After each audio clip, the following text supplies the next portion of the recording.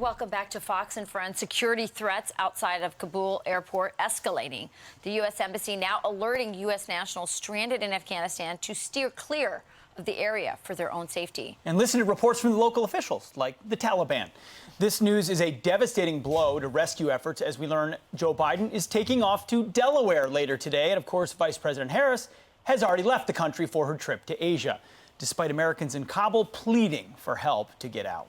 Joining us now to react, former White House press secretary and outnumbered co-host Kayleigh McEnany. Kayleigh, great to see you this morning. So let's see, Joe Biden's headed to Delaware. Kamala's headed to Southeast Asia. Who's minding the shop? Who's in charge of the crisis in Afghanistan? It's a great question. Americans deserve that answer. The real answer is we have a president who's calling it in, who cares more about his vacation time than American hostages, an undefined number of American hostages in enemy territory. When I was in the White House, we had a president who, during the COVID crisis, stayed in the White House for 2 months. He didn't go to his vacation resort. He stayed there for 2 months, and I watched him each and every day lead us through COVID, go to the White House podium, flanked with Dr. Fauci and Deborah Birx and others, and look the American people in the eye, no matter how hard the going got. Now we have a president who won't go to the White House podium, a press secretary who promised a daily briefing who took the podium only one day this week, and then a State Department and a Pentagon who, when their press secretaries go to the podium, they simply don't have answers. What a stark comparison. It is a stark comparison. I mean, you look at President Trump, he was known for rescuing Americans wherever they were. He rescued over 50 Americans out of 22 countries. It doesn't just send a message of strength. It shows that he loves America. When you talk to Trump supporters, that's what they always said. The one thing they knew for sure is he loved America and he loved Americans. What does this say? That there are Americans trapped in Afghanistan and Joe Biden is off to Delaware, and Kamala Harris, who we know is probably going to end up being the president sometime before the end of this term, is off to Asia.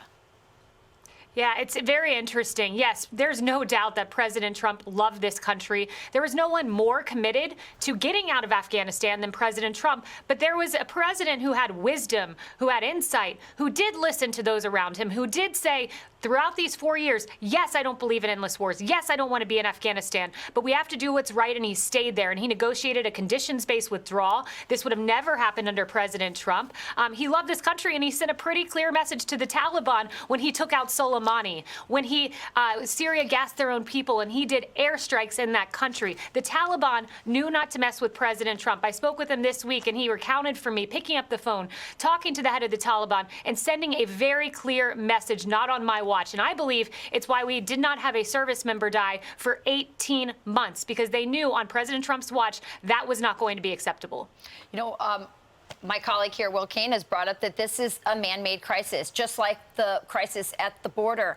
And now we're seeing that many of Joe Biden's supporters, even Republicans like MCCAIN, are now turning on him. Here's an Instagram caption from Meghan McCain. Let me read that to you. I'm furious our president was so incompetent not to see what every expert on the planet could have seen coming. The shame, the dishonor and embarrassment the Biden administration has brought to our country will take generations to undo. Biden is unfit to lead, and I am nothing short of disgusted. He and his staff can't seem to be bothered to leave their vacation during an international crisis of our own creation. What do you say about all these people who are kind of never Trumpers, or, you know, at least voted for him? What do you say now? I mean, there's others, Liz Cheney, Adam Kinzinger. Do you think there's a lot of buyer's remorse out there right now? I say welcome back to the Republican Party. I want a big tent. Anyone having buyer's remorse, welcome back. We had a president who led. We have a president now who 70% disapprove of what he's done, according to Trafalgar. He has guaranteed he is a one-term president. This is the Lyndon Johnson playbook, where Johnson decided not to run again, in large part due to what happened in Saigon. This is a direct comparison to that. Welcome back to reality. Welcome to the party. We will take you with open arms. Yeah, at least Joe Biden doesn't tweet mean things, so that's a bonus. I think that going for us. Yeah. Which is